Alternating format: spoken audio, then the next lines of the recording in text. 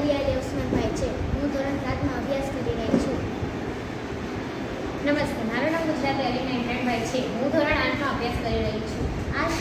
આ પ્રોજેક્ટનું નામ પ્લાસ્ટિક રોડ છે. પ્રસ્તાવના: આ પ્રોજેક્ટનો મુખ્ય હેતુ પ્લાસ્ટિક કચરાનો ઉપયોગ કરીને રસ્તાઓ બનાવવા અને પર્યાવરણને થતા નુકસાનને ઘટાડવાનો છે. આ પદ્ધતિ પ્લાસ્ટિકના યોગ્ય નિકાલની સમસ્યાનું સમાધાન પૂરું પાડે છે. આ રસ્તાને મજબૂતાઈ અને ટાળે છે. પ્લાસ્ટિક જમીન અને પાણીનું પ્રદૂષણ વધે છે, તેથી તેનો પુનઃઉપયોગ ખૂબ જ જરૂરી છે. પ્રોજેક્ટનો ઉદ્દેશ: આ પ્રોજેક્ટનો ઉદ્દેશ નીચે મુજબ છે. પાણીના પ્રવાહને રોકવાની ક્ષમતા ધરાવતા લાંબા સમય સુધી ટકી રહે તેવા રસ્તાઓનું નિર્માણ કરવું. પર્યાવરણ પર નકારાત્મક અસરોને ઘટાડવી. પાણીના પ્રવાહને રોકવાની ક્ષમતા ધરાવતા લાંબા સમય સુધી ટકી રહે તેવા રસ્તાઓનું નિર્માણ કરવું.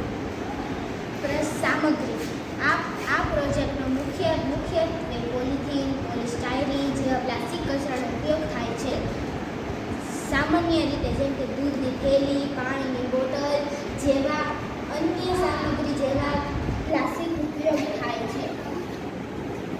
પદ્ધતિ: સૌપ્રથમ એકત્ર થયેલા કચરાનો પ્લાસ્ટિક કચરાનો પૂર્ણ ઉપયોગ કરી આપણે આ રોડ બનાવી શકીએ છીએ. સૌપ્રથમ એકત્ર થયેલ કચરાને સાફ કરી તેને નાના નાના ટુકડામાં કાપી દેવામાં આવે છે. ત્યારબાદ તેને 160 થી 170 ડિગ્રી સેલ્સિયસ તાપમાનમાં ગરમ કરી લેવામાં આવે છે, જ્યાંથી ઓગળીશ પ્રવાહી સ્વરૂપ ધારણ કરી લે છે. પછી તેને ગરમ મીઠું સાથે મિક્સ કરવામાં આવે છે. પછી આપણે તેને આમ રોડ બનાવવામાં ઉપયોગ થાય છે. આ રોડ વધુ મજબૂત અને પાણી સામે પ્રતિરોધક બને છે.